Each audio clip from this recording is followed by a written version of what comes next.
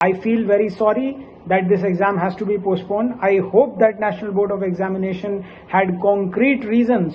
ये हमारे NEET PG aspirants के लिए एक बहुत बड़ा मेंटल ट्रामा है। 2 लाख MBBS डॉक्टर्स इस एग्जाम को देने वाले हैं, नीट पीजी को। इतना बड़ा एग्जाम है ये। 10 घंटे पहले लोग कहां सेंटर से 500 किलोमीटर कोई कहां से दूर से आया हुआ है, जो डॉक्टर्स हैं उनके साथ पूरा खिलवाड़ किया जा रहा है ये।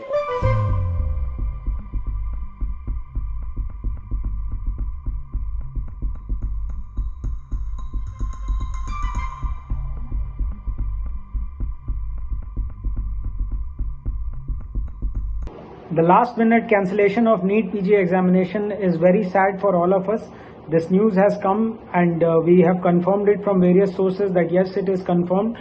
The exam was supposed to held tomorrow, and today at night at around 10 o'clock this exam is being postponed. The students from various cities has travelled to their examination center. They had prepared level best for this examination. This is one of the toughest examination a person goes through in his or her medical career.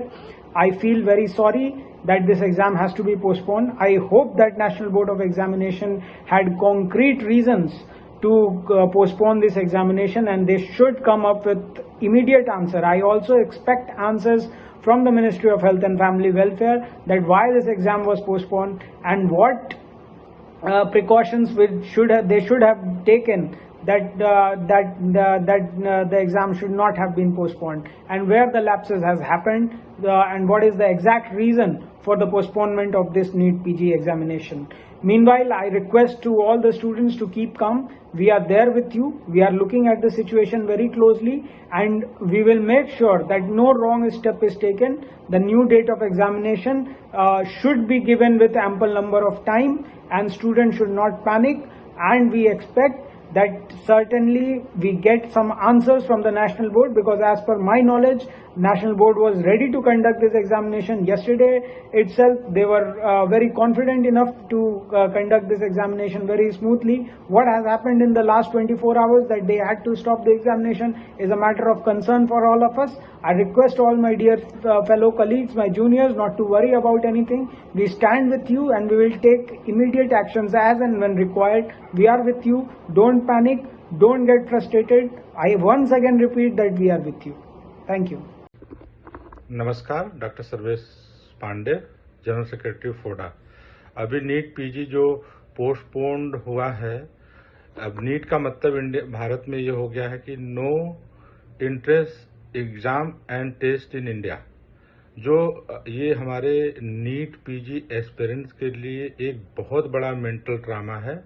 फोडा इस मुद्दे को बहुत आगे तक ले जाएगी और हमारी मांग है कि ये जो नीट पीजी पोस्टपोन हुआ है, इसका जल्द से जल्द दोबारा से डेट जल्द से जल्द रिलीज किया जाए।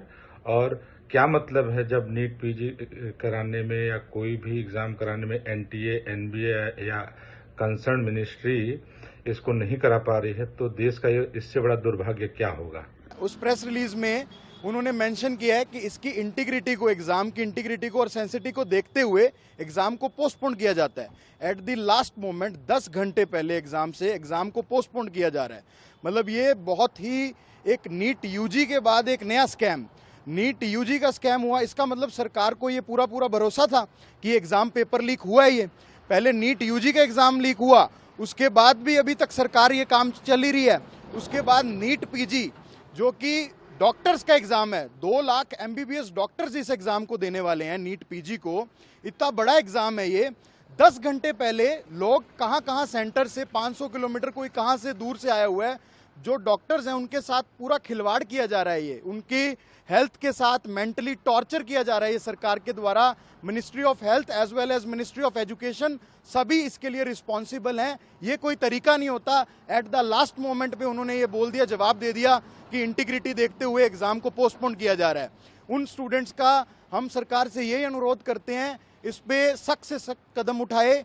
नीट पीजी के एग्जाम को जो कंडक्ट करवा रहा है, नीट यूजी के जो एग्जाम को कंडक्ट करवा रहा था एनटीए, सब पे सख्त से सख्त कार्रवाई होनी चाहिए, तत्काल प्रभाव से होनी चाहिए।